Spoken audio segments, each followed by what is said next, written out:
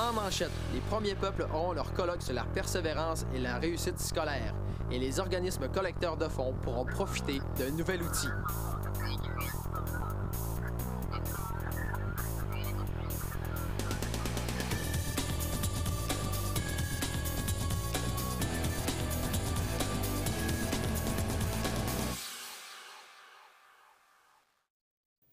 Mesdames et messieurs, bonsoir et bienvenue à ce web journal du mercredi 5 février. Un colloque sur la persévérance et la réussite scolaire des premiers peuples aura lieu pour la toute première fois en mars prochain à l'Université du Québec à Chicoutimi. L'événement contribuera à démontrer la réalité scolaire autochtone en ce qui a trait à leur parcours académique. Amélie Hull, cette annonce était-elle attendue au sein des premiers peuples? Oui, en effet, Jonathan, c'était vraiment un besoin pour les premiers peuples de faire comprendre leur réalité en ce qui a trait à l'éducation. Les jeunes issus des premiers peuples en ont gros sur les épaules lorsqu'ils font le choix de poursuivre leurs études. Ceux-ci connaissent une réalité bien différente de celle des jeunes Québécois, puisque plusieurs contraintes s'imposent à eux. Des fois, ça peut super bien aller, mais des fois, tu peux rencontrer des embûches, du monde, vivre la discrimination, des choses de même. Ou, comme je disais, l'isolement aussi, c'est un facteur quand même présent. Ou linguistique, au niveau de une barrière linguistique. Puis ça, c'est tous des éléments qui font en sorte que tu travailles doublement fort. Le colloque présidé par le chef de la communauté de Mastoyache, Gilbert Dominique, permettra aux différents intervenants du milieu scolaire d'acquérir de meilleurs outils en mettant en commun leur savoir et leurs pratiques pour assurer la réussite des Premières Nations. Il faut intervenir, différemment dans le sens qu'il faut donner peut-être se donner des moyens de supporter nos jeunes dans leur cheminement. Les intervenants scolaires d'origine autochtone ou autres ont jusqu'au 21 février pour s'inscrire au colloque.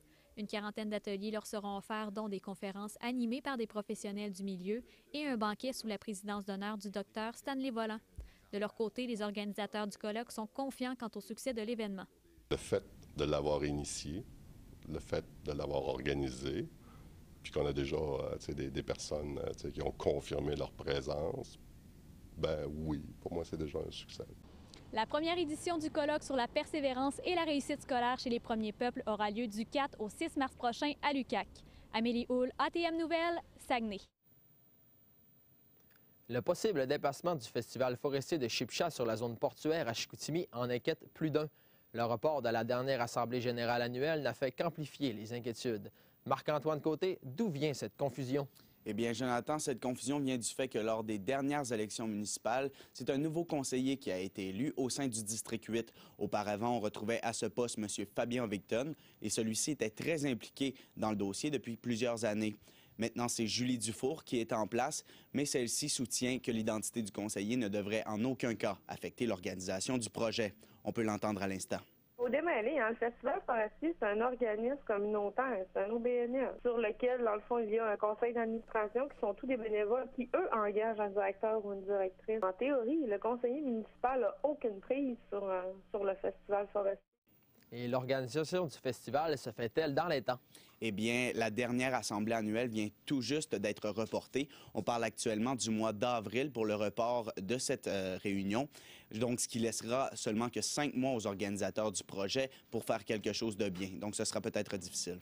Et pourquoi le festival devrait rester à Chipcha? Eh bien, comme Mme Dufour me l'a mentionné, ça fait presque 20 ans maintenant que le festival est bien implanté à Chipcha. C'est là qu'il est né et ce serait vraiment une perte pour la communauté de perdre ce festival. On peut l'entendre encore une fois. Le Festival forestier de Chipcha, c'est son nom. On s'entend qu'il a été créé par les Chevaliers de Colombe pour des compétitions forestières. Il est connu à l'international pour les compétitions forestières. On a un champion international qui habite à Chipcha, qui a participé à sa création. Merci, Marc-Antoine. Ce matin, le journaliste Raphaël Guillemette s'est entretenu avec la conseillère de l'équipe du Renouveau démocratique, Josée Néron. Ils ont discuté du processus de nomination d'embauche à Saguenay et de l'ambiance qui règne au conseil municipal. Donc, je suis accompagné de Mme Josée Néron de l'ERD. Bonjour, Mme Néron. Bonjour. Vous avez demandé au ministre des Affaires municipales, Sylvain Gaudreault, de réglementer le processus d'embauche dans les municipalités. Expliquez-nous un peu de quoi il s'agit. Eh bien, c'est suite à la nomination particulièrement de Mme Godin. au poste de président d'arrondissement de Jonquière, directrice de l'arrondissement de Jonquière. Disons que pour nous, ça nous interpelle parce que finalement, c'est qu'on fait vraiment des nominations partisanes à travers la fonction publique. Une fonction publique, vous savez, ça doit rester neutre. Et le fait de procéder de cette façon-là, de ne pas aller en appel de candidature, eh bien, ça ne permet pas de découvrir potentiellement une perle rare à travers tous les employés ou toutes les personnes qui ont le potentiel d'occuper une telle fonction. C'est une fonction qui est vraiment très importante. C'est la personne qui dirige l'arrondissement au complet. Donc, on juge que la Ville s'est privée d'une belle occasion de pouvoir, je vous dirais, explorer le potentiel qu'il y avait à travers les employés qui gravitent autour des postes de la fonction publique. Et si on avait procédé de cette façon-ci et que Mme Godin aurait gagné le concours, eh bien, ça lui aurait donné tout le crédit d'occuper ce poste. Mme Godin, justement, c'est une parmi tant d'autres, parce qu'il y en a eu d'autres auparavant, justement, dans ce cas-là, dont Fabien Ovington, par exemple. Oui, effectivement. Est-ce que vous espérez, justement, que le ministre Gaudreault donne suite à votre lettre? Bien, disons que oui, c'est vraiment, parce que j'imagine que ce phénomène-là a déjà eu lieu et si on ne légifère pas en cette matière, ça va continuer de se faire. Et à ce titre-là, vous savez, on doit, nous, s'assurer que les gens qui sont placés dans les différents postes à la fonction publique sont les meilleures personnes parce qu'on a le devoir de bien gérer les fonds publics. Et pour gérer les fonds publics, bien, ça prend les meilleures ressources matérielles, financières et humaines. Alors, ça le dit par soi-même, on doit s'assurer que les personnes qui sont dans les postes-là sont les personnes qui doivent être là. De nommer les gens de façon aléatoire comme ça, on manque à notre tâche. Justement, il y a une question de litige aussi qui reste au Conseil de ville, c'est la question de la récolte des dons pour la prière. Est-ce que vous avez l'impression d'être devenu en quelque sorte la porte-parole de l'opposition à cette récolte de dons-là, la façon dont elle est faite? Je vais vous dire, au dernier conseil, j'ai fait une proposition qui n'a pas été retenue, mais quand même qui, à mon sens, avait tout son sens. La proposition, c'était de recourir à des bénévoles, de sortir ça du système téléphonique de la Ville pour justement ne pas, je vous dirais, entacher l'image de la Ville lorsque des gens téléphonent. Je vous donne juste un exemple. Je suis une nouvelle citoyenne ou une nouvelle entreprise qui pense éventuellement s'établir à Saguenay ou potentiellement dans une autre ville. J'appelle dans l'autre ville et on me répond « Bonjour, vous êtes bien dans cette ville. Pour le service aux citoyens, faites-le 1. Pour le service des loisirs, faites-le 2, etc., etc. » Et là, bon, j'établis, je me fais une tête sur cette ville-là. Et j'appelle à Ville de Saguenay. Et là, je tombe sur « Bonjour, bienvenue à Ville de Saguenay. Pour donner pour le procès sur la prière, appuyez sur le 1. Pour le procès pour autre chose, appuyez sur le 2. » Mettons que ce n'est pas nécessairement l'image qu'une ville veut refléter. Un, on semble chicanier. Et deux, on semble avoir tellement de procès qu'on n'est même plus capable de se les payer. Alors, pour moi, ça a un effet...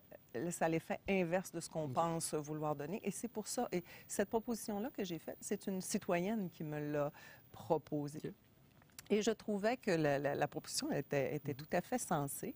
Et ça permet aussi de respecter, parce que oui, la Ville représente 144 000 habitants, mais qui sont oui, majoritairement de religion catholique, mais qui sont qui sont également des gens qui croient en d'autres religions. Donc, on les respecterait plus, à mon sens, en faisant ça ainsi. Justement, pensez-vous que le maire Tremblay pourrait être ouvert à d'autres façons de procéder par rapport à la récolte des dons pour la prière? Pour l'instant, il ne le semble pas. Il persiste, mais on essaie de faire des propositions qui sont, moi, je considère intéressantes. Mais vous comprenez, je crois que le jeu politique en ce moment, c'est de dire non à tout ce que l'on propose pour tout simplement avoir raison. C'est ça. Et qu'est-ce que vous répondez au maire Tremblay quand il accuse l'opposition, notamment l'équipe du Renouveau démocratique, d'occuper la période des questions? Je vous dirais qu'il n'y a pas que nous qui l'occupons. Il y a d'autres personnes qui sont venues au micro. Mais oui, il y a des gens de l'ERD qui viennent au micro, mais ils viennent autant à titre de citoyens que membres de l'ERD. Je crois que plus la chose avance et plus on a de gens qui, justement, commencent à s'intéresser à la chose politique et ça va déborder les membres de l'ERD. Justement, lundi, lors du conseil municipal, le maire Tremblay a haussé le ton par rapport à la période des questions, notamment à votre chef, Paul Grimard, à vous-même et à certains concitoyens qui avaient pris le micro.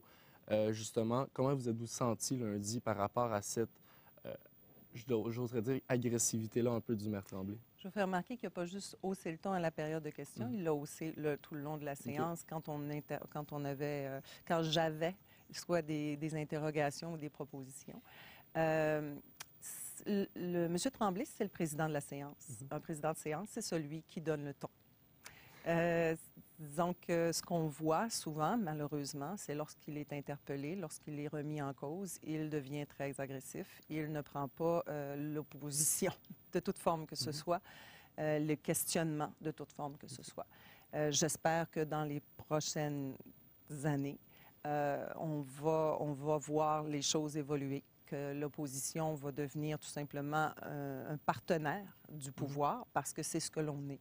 Une opposition, c'est des gens qui sont là pour poser des questions, voir les choses sous un autre angle et s'assurer que dans les débats, des débats sains et constructifs, on s'assure qu'on prend la meilleure décision pour l'ensemble de la collectivité. Et ça se fait devant les gens et ça se fait de façon... C'est ce qui assure que ça se fait de façon transparente. Donc, il faut être confortable avec ça. Bien, merci, Mme Néron. C'est tout le temps qu'on avait de retour à vous en studio. Des travaux d'entretien seront effectués sur le pont du Buc demain. Ils auront lieu en direction nord entre 8h et 11h30, puis en direction sud entre 13h et 16h. La circulation se fera alors sur une seule voie. Les dirigeants des organismes collecteurs de fonds de la région pourront profiter des données statistiques relatives au profil des donateurs. Le président de la firme Épisode, Daniel Asselin, a dévoilé ce matin l'étude sur les tendances en philanthropie au Québec en 2014. Jade Lévesque, de quelle manière ces entreprises pourront-elles en bénéficier? Eh bien, Jonathan, les organismes collecteurs de dons de la région pourront profiter de l'étude qui est tout récemment sortie, dont la semaine dernière à Montréal et aujourd'hui même en région, car cette étude-là englobe tous les statistiques qui peuvent les intéresser. Et en mars prochain, la firme Épisode, qui est, rappelons-le, une firme experte en la collecte de fonds, lancera un moteur de recherche qui sera très pratique. Et les organismes vont pouvoir voir en détail tous les dons qui vont se faire régionalement, mais aussi internationalement. Donc, voir quelle entreprise donne combien à quel organisme. Et elles vont également pouvoir vérifier leurs comparables. Et sur ce, je vous laisse entendre le directeur de la firme vous en parler davantage. Qu'est-ce qu'ils ont eu comme dons, c'est qui leur partenaire, etc. C'est qui est sur leur conseil d'administration, pourquoi ils ont réussi leur collecte de fonds, pourquoi ils n'ont pas réussi.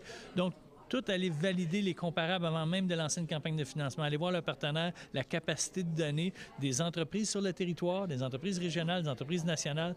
Fait que ça va être vraiment un outil là, qui va être, à mon sens, on va révolutionner la façon de travailler des responsables de collecte de fonds. Et Jade, pour 2013 et 2014, est-ce qu'on donne assez aux organismes au Québec?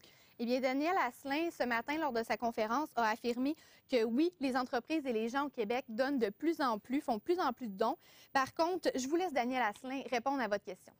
C'est sûr qu'on donne jamais assez, là. Mais sauf que, compte tenu des valeurs du marché actuellement qu'on vit puis de la situation économique des Québécois, on est quand même là, dans des valeurs qui sont intéressantes parce que, comme je l'ai mentionné lors de la conférence tantôt, on est dans les sondages, toutes les personnes nous disent qu'ils vont donner au moins la même chose.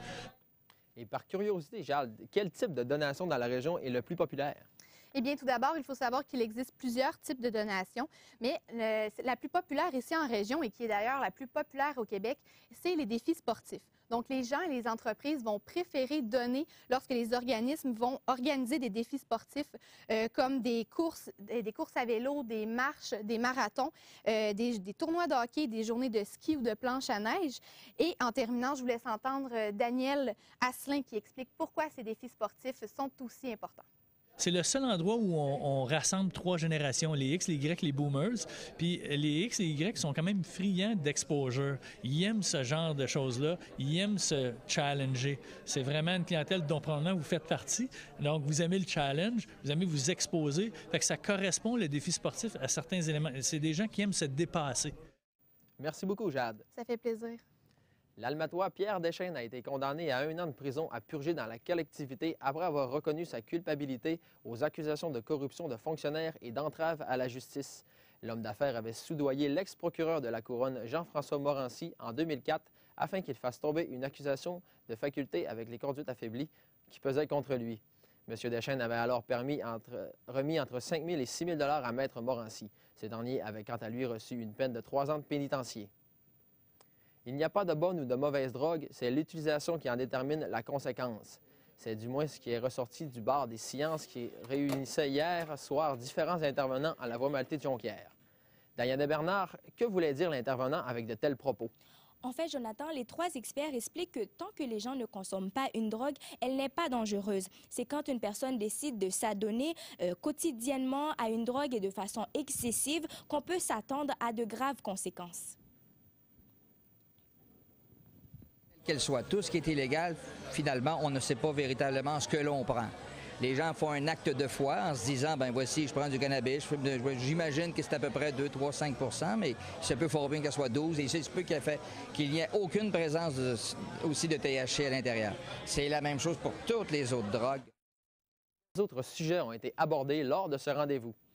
Le sujet était très varié, dépendant des interrogations des gens. Il a été question de la caféine et notamment aussi de la nicotine qu'on retrouve dans les nouvelles cigarettes qui nous aident à arrêter le tabac, le cannabis, l'ecstasy, pour n'en nommer que cela. Les gens voulaient vraiment savoir c'est quoi les effets que les drogues peuvent amener dans leur corps et dans leur cerveau. Il a été question aussi de la légalisation des drogues et est-ce une bonne ou une mauvaise idée. C'est très, très large, mais on l'a dit d'abord tantôt, il y a une question génétique. Bien sûr qu'il y a des gens qui métabolisent moins bien, qui éliminent moins bien, qui distribuent moins bien à l'intérieur de leur corps cette drogue-là. Puis effectivement, il y a des peuples. Et Diana, dites-moi, selon les experts, quel est le réel problème lié à la drogue? Le problème avec les drogues ne serait en aucun cas lié à la légalisation et ni à la consommation de celles-ci. Le problème viendrait plutôt de la société. Les experts ont même pris l'exemple sur le fait que le gouvernement dirige le monopole du jeu et font beaucoup de revenus avec ce dernier. Et le même gouvernement nous font beaucoup de publicités aussi, des publicités de sensibilisation face au jeu, que le jeu doit rester un jeu. Alors, on peut se demander quelle facette croire face au jeu. On a vu certaines communautés utiliser, par exemple, des hallucinogènes tels que le salvia, le datura, pour communiquer avec les esprits. Alors, c'est quelque chose qui est dans l'être humain. Et puis, c'est pas surprenant de voir que une société en général va consommer des substances. Merci beaucoup, Diana. Au plaisir.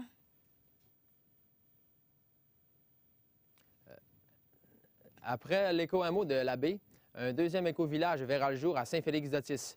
Ce nouvel éco-hameau regroupera 10 terrains de 4000 mètres chacun carrés qui seront disposés le long du lac Got. Marianne Bergeron-Courteau, les 2 éco-hameaux sont-ils situés à proximité? Oui, Jonathan, les 2 éco-villages sont situés à moins de 15 km l'un de l'autre. C'est la première fois au Québec que 2 éco-hameaux sont érigés à une aussi courte distance. C'est en 1990 que le groupe de recherche écologique de la Baie a implanté l'éco-hameau de la Baie. 24 ans plus tard, le projet est suffisamment bien développé pour réitérer l'expérience dans un deuxième éco-village. L'idée, c'est qu'on a acheté un nouveau lot à Saint-Félix-d'Otis pour faire des expérimentations particulières en agroforesterie. Pour différentes raisons, on est arrivé à se dire « il serait intéressant de développer quelque chose comme ce qui s'est développé ici ». Les 10 terrains de l'éco-hameau de Saint-Félix-d'Otis sont présentement en vente à un prix variant entre 21 500 $ et 24 000 $. Un montant additionnel de 5 000 $ est demandé à chaque famille afin de démarrer un organisme de permaculture à proximité des terrains. C'est de faire une agriculture qui va être plus... disons, qui va être basé sur les écosystèmes, un peu comme du mimétisme des écosystèmes, mais dans un objectif de nourrir les êtres humains. Une fois le terrain acheté, les intéressés doivent le défricher pour y construire une maison qui répond à certaines normes écologiques. Ces règlements seront gérés directement par la municipalité de Saint-Félix-d'Otis. Un tel arrangement évite les conflits internes, selon Patrick Derry. Quand c'est la municipalité, il y a vraiment quelque chose qui est intégré à la municipalité, à la réglementation, puis il y a une façon de procéder. Donc, les gens n'ont pas à faire la police dans l'éco-hameau, ça, c'est pas mal mieux pour les relations. Quelques personnes ont démontré leur intérêt pour le projet, mais encore aucun terrain n'a été vendu. Marianne Bergeron-Courteau pour ATM Nouvelles, Saguenay. Le comédien Sébastien Huberdeau sera le porte-parole de la 18e édition du festival Regard sur le court-métrage de Saguenay qui aura lieu du 12 au 17 mars. Il a notamment produit une trentaine de courts-métrages au cours de sa carrière. L'œuvre « Une époque extraordinaire » à laquelle participe Sébastien Huberdeau fait également partie de la programmation. Le maire de Saguenay, Jean Tremblay, dédicacera son livre « Croire, ça change tout » au cours des prochains jours. Il sera au Archambault de Chicoutimi vendredi, avant d'être à Québec samedi et à Montréal une semaine plus tard. Jean Tremblay a précisé que son livre n'est pas une copie de la première parution Internet, publiée sous le nom de Jean Gabriel, une partie de son nom de baptistère. Saguenay en neige présente pour la première fois le cinéma Neige, en collaboration avec Regard sur le court-métrage. Un écran de projection géant, fabriqué avec de la neige, diffusera 18 courts-métrages pour toute la famille. Ma collègue Mélissa Gouze s'est entretenue un peu plus tôt avec la directrice générale de Saguenay en neige, Kate Savard. Oui, bonjour, Madame Savard. Oui, bonjour. Premièrement, moi, j'aimerais savoir qu'est-ce que va offrir le cinéma neige qui sera présenté ce vendredi? Oui, bien, le Cinéma Neige, cette année, c'est une première collaboration avec le Festival Regard sur le court-métrage au Saguenay, donc on est très heureux de ça. On présentera donc 8 courts-métrages destinés à un public familial sur écran de neige, donc tout près du pavillon de Kitutagan au parc de la Rivière-aux-Sables. Et puis, ce sera accompagné d'animation, on va faire bouger les jeunes. C'est donc une belle activité, une belle collaboration pour une première fois cette année. D'accord. Est-ce que vous pouvez nous donner un avant-goût des films qui seront présentés cette année? Oh mon Dieu, il y a 8 courts-métrages dont j'ignore le titre, donc je ne peux pas vous les énumérer, mais il y en a vraiment de partout dans le monde. Là, on a vraiment des courts-métrages qui proviennent tant du Canada, des États-Unis, de la France, de l'Australie. Donc c'est vraiment quelque chose à voir. Est-ce que vous attendez justement à une grande participation, pardon? Absolument, vraiment. Je pense que ça va vraiment plaire à tout le monde puisque ça va plaire d'une part aux festivaliers, aux habitués de Saguenay-en-Neige et d'autre part aux habitués également du Festival Regard sur le court-métrage qui a déjà une belle popularité. Et quant à la présentation à l'exposition Saguenay-en-Neige 30e anniversaire, c'est quoi le but exactement? Oui, bien, étant donné qu'on soulignait notre 30e cette année, on voulait évidemment souligner les coups de cœur du festival et souligner des activités passées. Donc, on a réuni en photo soit vraiment des sculptures coup de cœur, puisqu'il y en a énormément, il a vraiment fallu faire une sélection, ou des activités qui ont marqué l'histoire du festival. Et puis, c'est présenté au Centre national d'exposition du Mont-Jacob jusqu'au 28 février, en compagnie d'une sculpture réalisée par Roger Marchand, donc un sculpteur qui est impliqué depuis les tout débuts du festival. Alors, on invite les gens à aller visiter l'exposition et admirer l'œuvre de Roger Marchand. Et est-ce que vous attendiez un tel nombre de visiteurs cette année? Oui, bien évidemment, on a un festival qui connaît une belle popularité année après année puisqu'on accueille habituellement autour de 100 000 visiteurs. Et puis, bien sûr, Dame Nature étant de notre côté, on a eu un premier week-end vraiment exceptionnel au niveau de l'achalandage. Et c'est quelles activités qui sont les plus accrocheuses pour la population?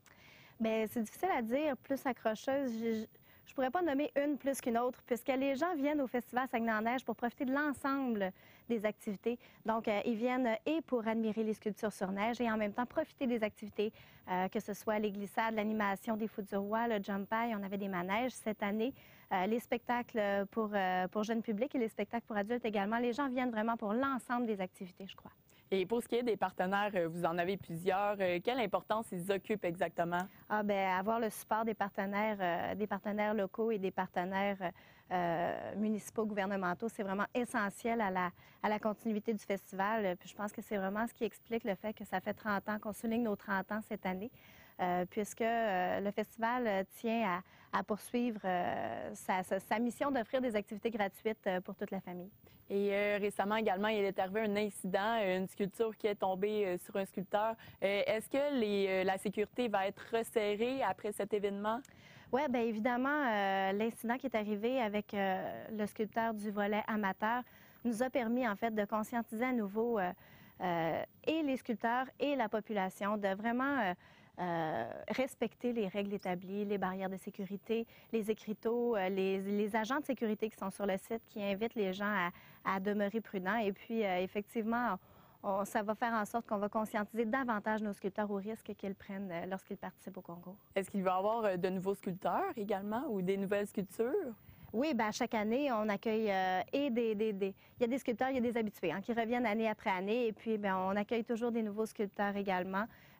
Et plusieurs aussi qui débutent dès le niveau scolaire à travers les différentes polyvalentes. Et puis, ensuite, grandissent, se présentent à l'amateur pour un jour accéder au niveau professionnel. Et pour les autres journées à venir, est-ce qu'il y aura des activités importantes à suivre? Oui, bien sûr. On a une bonne fin de semaine qui s'en vient. Donc, je pense à demain soir, notre concours de sculpture sucrée dès 18h au pavillon Niki-Toutagan. Vendredi, on en a discuté tout à l'heure, les projections de courts-métrages sur écran de neige dès 18h30. Spectacle de Clément Jacques à 20h également, une artiste originaire de la région dont on est très fiers d'accueillir cette année. Également, en fin de semaine, on a un beau défi sportif parents-enfants. On invite les gens à venir relever le défi de cette course à obstacles amusante. Spectacle pour enfants, Jack Sparrow, à 14h samedi et dimanche. Samedi soir, soirée latine. Et puis, ça se poursuit avec l'animation, les jeux gonflables, murs d'escalade. Et j'en passe. Eh bien, merci bien, Madame Savard. Je m'entretenais avec la directrice générale de Saguenay-en-Neige, Kate Savard. Merci à vous. De retour à vous, Jonathan. La randonnée cycliste d'École du Fjord sera de retour pour une 8e année du 2 au 4 août. Pilotée par Pierre Lavoie et Jean-Robert Wells au cours des 7 premières années, voilà maintenant que Philippe Gagnon et Éric Larouche prendront la relève. Un maximum de 100 participants sera accepté pour parcourir les 340 km et 3500 mètres d'ascension. L'entraîneur-chef des élites, Danny Fortin, croit que son équipe est prête en vue de ses 2 derniers duels de la saison. Les Jonquiérois luttent actuellement pour une place en séries éliminatoires et doivent absolument remporter une des 2 parties pour conserver leur chance. Xavier Julien, c'est un défi de taille qui attend les élites. Sans aucun doute, Jonathan, c'est un très gros défi qui attend les élites de Jonquière en fin de semaine. Les élites pointent au 13e rang du circuit Midget 3A, alors que c'est seulement les 12 premières positions qui peuvent prendre part aux séries éliminatoires. Ils ne sont qu'à 2 petits points du lac Saint-Louis qui sont en 12e position et à 3 points du Collège Notre-Dame qui sont 11e. Mais il faut noter qu'ils ont un match en main sur le Collège Notre-Dame. Et puis, bien sûr, on affronte le Collège Charlemagne vendredi soir et lac Saint-Louis samedi. Donc, l'équipe qui sont juste devant eux au classement, ça va être une rencontre très importante. Mais Danny Fortin s'est dit très confiant de voir son équipe l'emporter et on peut justement l'écouter à ce sujet. Bien, ça fait déjà plusieurs rencontres qui sont vraiment cruciales pour nous là, depuis quelques semaines. Je pense que les joueurs sont conscients dans la situation dans laquelle on est. La préparation ne changera pas. On essaye vraiment de préparer notre équipe en fonction de l'équipe qu'on va rencontrer en premier, c'est-à-dire Charlemagne vendredi soir. Et Xavier, il s'agira d'une 2e fin de semaine de suite de 2 rencontres contre ces équipes.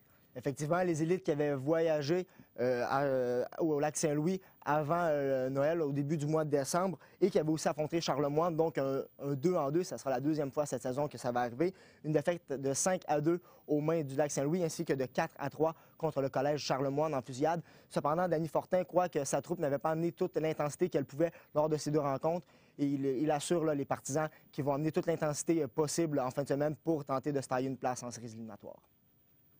Et les élites affronteront les 2 meilleurs marqueurs de la Ligue en fin de semaine. Que compte-t-il faire pour les contenir? Et effectivement, Maxime Fortier du Lac-Saint-Louis, 61 points en seulement 38 rencontres. Et Philippe Chamberlain, lui, 59 points en 39 rencontres pour le Collège Charlemagne.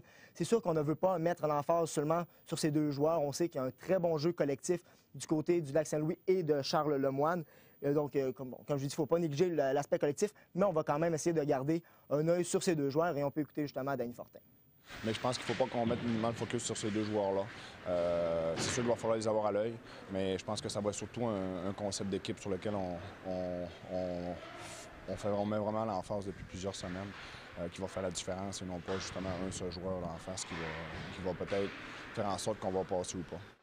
Et une partie très importante pour le classement aura lieu ce soir à Trois-Rivières. Effectivement, les Albatros du Collège Notre-Dame qui vont affronter Trois-Rivières ce soir. C'est une rencontre très importante parce que si le Collège Notre-Dame perd cette rencontre, c'est-à-dire que les Jonquières, s'ils remportent leurs 2 parties en fin de semaine, seront assurés d'une place en séries éliminatoires. Bien sûr, du côté de Danny Fortin et des élites, on ne veut pas essayer de se fier sur les autres équipes pour avoir une place en séries éliminatoires, mais on peut s'assurer que la troupe de Jonquière va avoir un œil très attentif sur cette rencontre. Merci beaucoup, Xavier. Un plaisir. Et Diana, à la météo, que nous réserve la météo justement pour ce soir et cette nuit? Veut exaucer Jonathan. Ce soir et cette nuit, on va connaître un dégagement. On attend un minimum de moins 26 degrés. Avec le facteur éolien, on va connaître un moins 35 degrés. Pour le lac Saint-Jean, ce soir et cette nuit, il va avoir quelques nuages, un minimum de moins 24 degrés. Pour les prévisions à long terme maintenant, la journée de demain va être ensoleillée, c'est ce que vous attendiez, avec un maximum de moins 13 degrés pour le Saguenay. Pour le lac Saint-Jean maintenant, ça va être également ensoleillé, vent venant du sud-ouest à 20 km/h. maximum de moins 12 degrés. Avec le refroidissement éolien, c'est un moins 28 qui attend le lac. Il fait présentement moins 12 degrés au Saguenay-Lac-Saint-Jean et pour le lac, c'est un moins 16 degrés. Eh bien, c'est ce qui conclut notre web journal de ce soir. Revenez-nous la semaine prochaine pour un autre bulletin d'actualité 100% régional. Bonne soirée.